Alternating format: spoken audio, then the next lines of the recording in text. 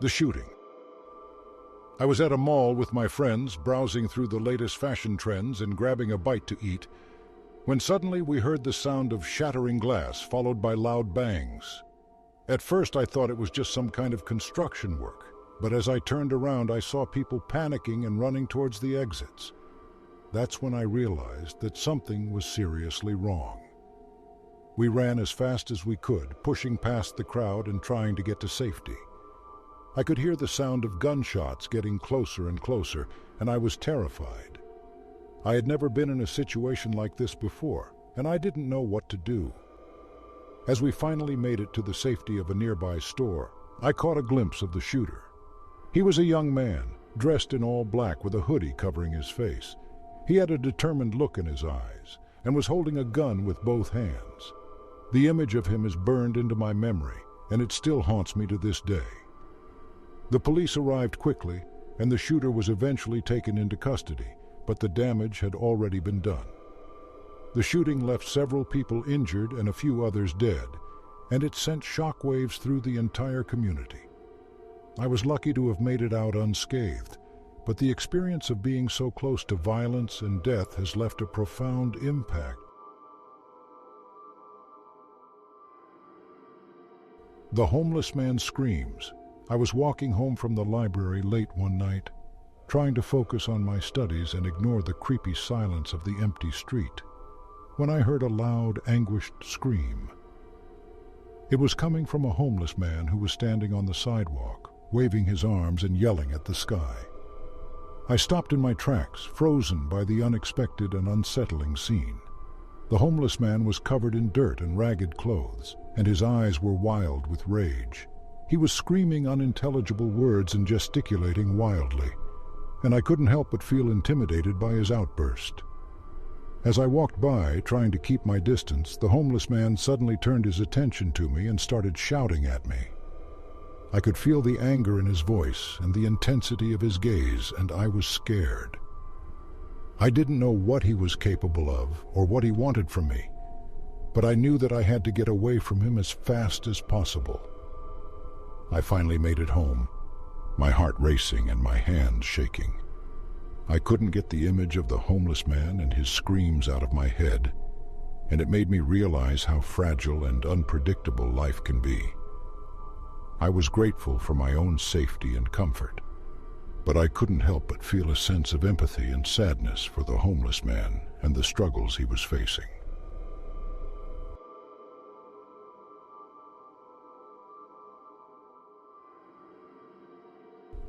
The home invasion. I was sitting in my apartment, lost in thought and flipping through my textbook, when I heard a loud noise coming from the front door. I jumped up, my heart racing, and approached the door cautiously. As I peered through the peephole, I saw a figure in a hoodie and a ski mask, fidgeting with a set of lockpicks. I quickly locked the door and stepped back, my mind racing. I had heard horror stories of home invasions before, and I was suddenly filled with a sense of dread. I grabbed my phone and dialed 911, trying to keep my voice steady as I explained the situation to the operator. The intruder continued to work on the lock, muttering to themselves and occasionally glancing around. The police arrived within minutes, and I could hear them shouting commands and the intruder surrendering. I finally emerged from my hiding spot, still shaken but grateful to be alive. The intruder turned out to be a young man who was high on drugs and looking for a place to hide. He was taken into custody, and I was left to deal with the aftermath of the experience. The whole experience has left me feeling vulnerable and exposed, and I have taken steps to improve my home security to prevent anything like this from happening again. It's a scary world out there, but I am grateful for the quick response of the police and the safety of my own home.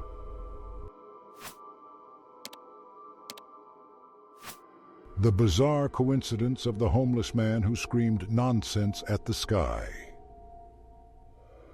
I was walking home from the library late at night when I saw a homeless man sitting on the sidewalk, screaming nonsense at the sky. He looked dirty and unkempt, and I was frightened by his behavior. I quickly walked past him, trying to avoid eye contact and hoping he wouldn't notice me. But then the bizarre coincidence happened. As I was about to enter my apartment building, I heard the man calling out my name.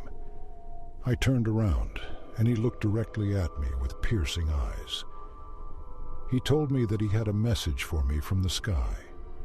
I was scared and didn't know what to do, but I also felt curious about what he wanted to tell me. The man went on to say that the sky was telling me to follow my dreams and never give up on what I believed in. He told me that I was going to be a successful person and that I should never let anyone bring me down. I was stunned and couldn't believe that this homeless man knew so much about me. I thanked him for the message and gave him some money, and he disappeared into the night. The bizarre coincidence of the homeless man's message changed my life. I took his advice and followed my dreams, and I am now a successful writer thanks to that strange encounter.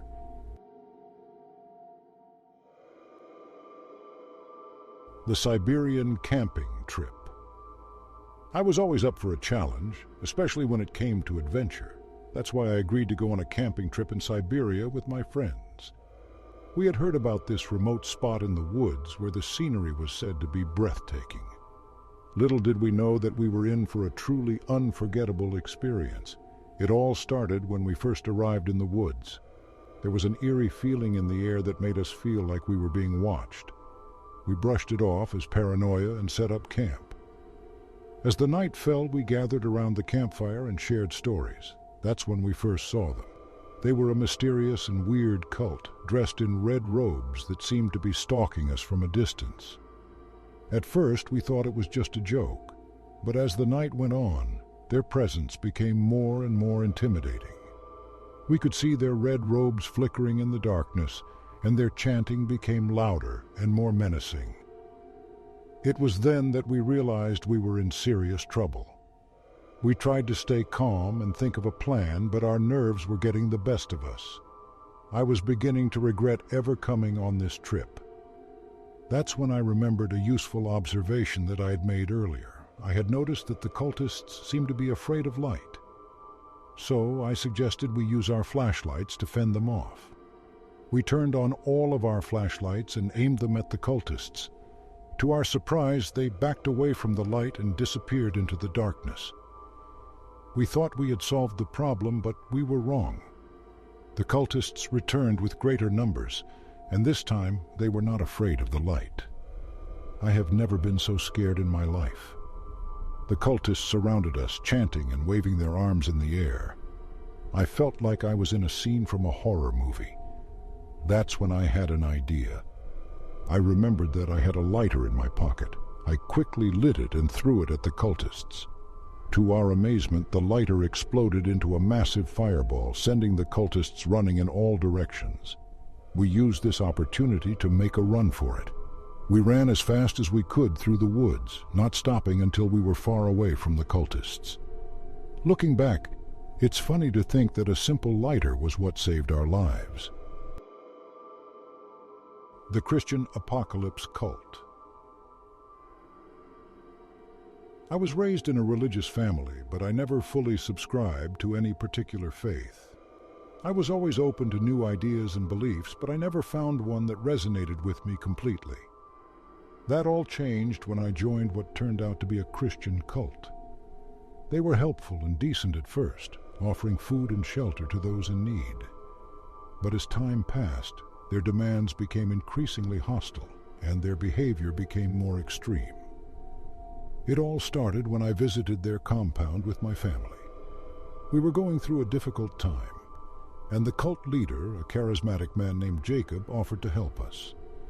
At first, I was wary of the offer, but my family was in desperate need of assistance, so I agreed to join them.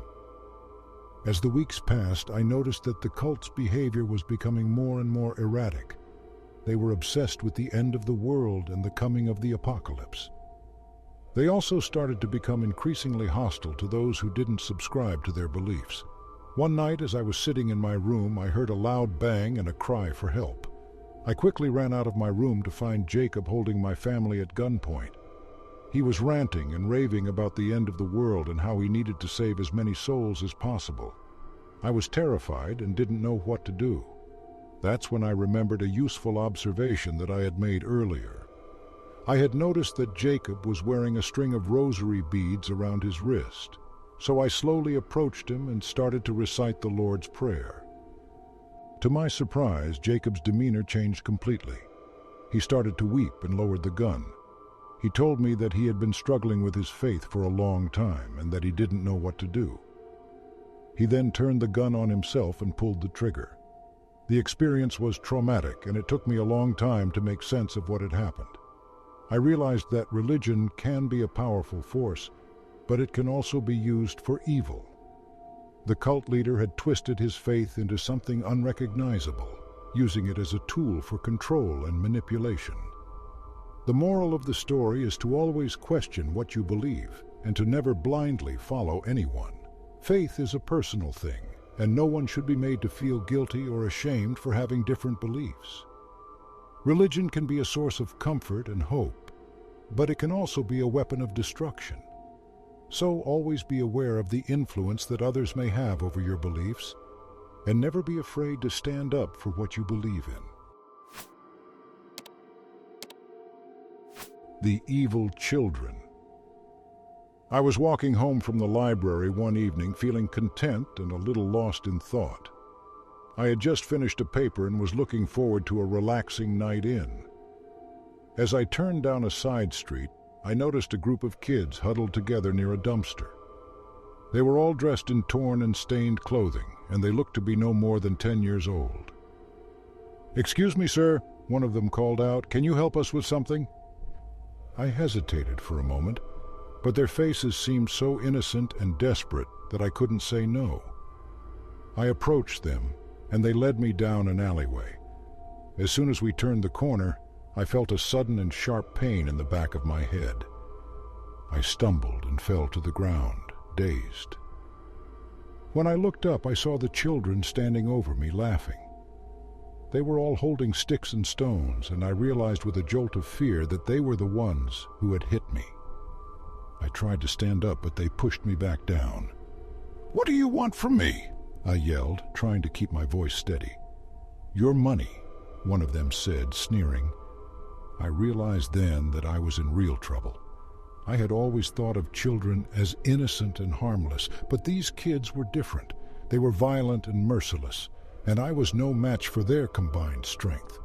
I tried to fight back, but it was useless. I was outnumbered and outmatched. The attack went on for what felt like hours, but it was probably only a few minutes.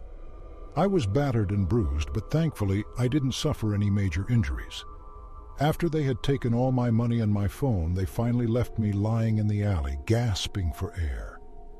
As I walked home, I couldn't help but feel a strange sense of disappointment in myself. I had always prided myself on being a capable and self-sufficient person, but this experience had shaken me to my core. I had been overpowered and helpless, and that was a difficult pill to swallow. But as I settled into my bed that night, I realized something important. The experience had reminded me that life is unpredictable, and that we should never take our safety for granted. It had also taught me to be more cautious in the future, and to always trust my instincts. And finally, it had reminded me to never judge a book by its cover, especially when it comes to children. They may look innocent, but you never know what they're capable of. Vietnam ceasefire. I was a Marine stationed in Vietnam in the 1960s. I had seen and participated in horrors that would haunt me for the rest of my life. The things I had to do, the things I had to witness, they weren't right. I don't know if there is a right or wrong in war, but what we did, it was wrong. I was on guard duty one night. It was quiet, the stars were out, and it was a peaceful night. I was going about my routine when I noticed movement in the bushes. I aimed my gun ready to fire when I saw a figure emerge from the shadows. It was a child soldier, and they were setting up a trap. Our eyes locked, and for a moment we both just stared at each other. I was horrified. What was this child doing here? So far from home, so far from safety. The child couldn't have been more than 12 years old. They looked scared. Their eyes were wide and they were shaking. I could see the fear in their eyes, and I felt it in my heart. I lowered my gun, and I reached into my pocket.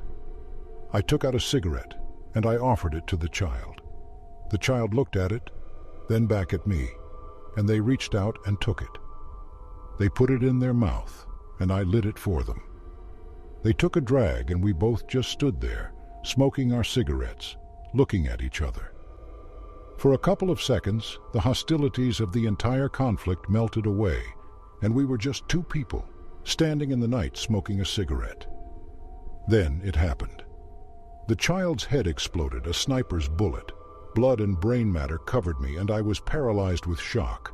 The camp was thrown into chaos, and I just stood there staring at what was left of the child. I was haunted by that moment, by the look in the child's eyes, by the fact that I had given them that cigarette. I was covered in blood, and I felt sick. I stumbled back, and I tripped over a tree root. I fell to the ground, and I just lay there staring up at the stars. I couldn't make sense of what had just happened. I couldn't make sense of the fact that this child, this innocent child, had just died because of a war that made no sense. In that moment, I realized something that would stay with me for the rest of my life. War. It's a machine. It's a machine that just keeps going, no matter who gets caught up in it. It doesn't care about right or wrong. It doesn't care about who gets hurt. It just keeps going. And we're just cogs in that machine. We just keep turning, and we don't know why. I got up and I went back to the camp. I went to my bunk and I lay down. I was still covered in blood, and I could still smell the smoke from the gun that had killed that child. I closed my eyes and I tried to make sense of what had just happened. In the end, I never could make sense of it. I just had to accept that war is a madness that we'll never understand. I was changed by that experience, by that child, by that war. I was haunted by it, but I was also grateful for it. Grateful for the fact that, for just a moment, I was able to see the humanity in someone who was supposed to be my enemy.